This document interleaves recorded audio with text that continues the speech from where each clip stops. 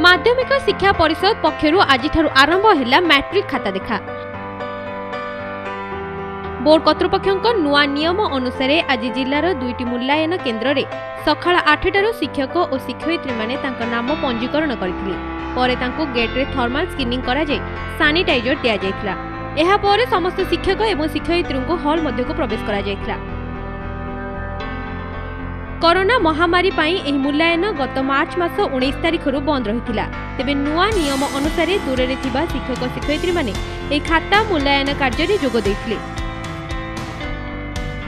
Matric परीक्षा खाता देखारे विलंब होइतबा बेले वर्तमान सरकारक नियम अनुसार सठिक भाव में मूल्यांकन करने सह सरकार को सहयोग करेंगे बोली सेमाने कहिसंती। गवर्नमेंट नियम अच्छी पिला भविष्य को आखि आगे रखिकी आमको तो खाता देखा पड़ो तेणु आम सामाजिक दूरता रखिकी निज निज भितर आम मेन्टेन खाता देखिए। आमर गत मार्च 19 तारिख पर अनिवार्य कारणवशत कोविड-19 जो खाता देखा कार्यक्रम बंद रही है पुणी दीर्घ 2 मास पर आज आरंभ होती।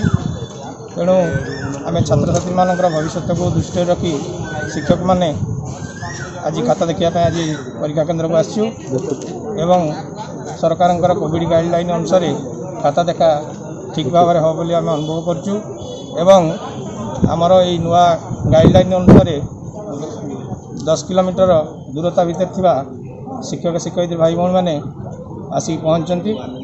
तेणु आम आशा करुँ जे निर्दिष्ट समय भितर एवं सुचारू रूपे हम एवं आम शिक्षक समाज छात्र मानकर स्वार्थ को गुरुत्व दे आम आमर दायित्व ठीक रूपे निर्वाह कर मूल्यांकन कार्य समस्त सहयोग करेंगे।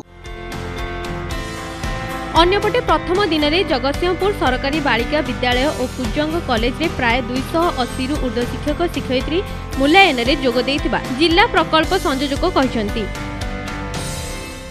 कोविड-19 है लॉकडाउन हो गला एवं खाता देखा प्रोसेस मतलब बंद हो गला।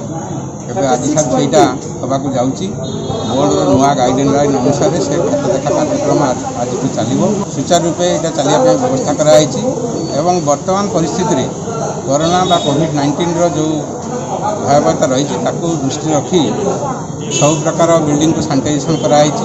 टीचर मैंने सोशल डिस्टेंसिंग मेंटेन करके बसा जाइए से खंडे खाता संपूर्ण भाव में देखिए आउ जो गोटे टीचर पास कर आउ गोटे टीचर को सेटा सेमती हम ना। जगतसिंहपुर सरस साहू कोणार्क न्यूज।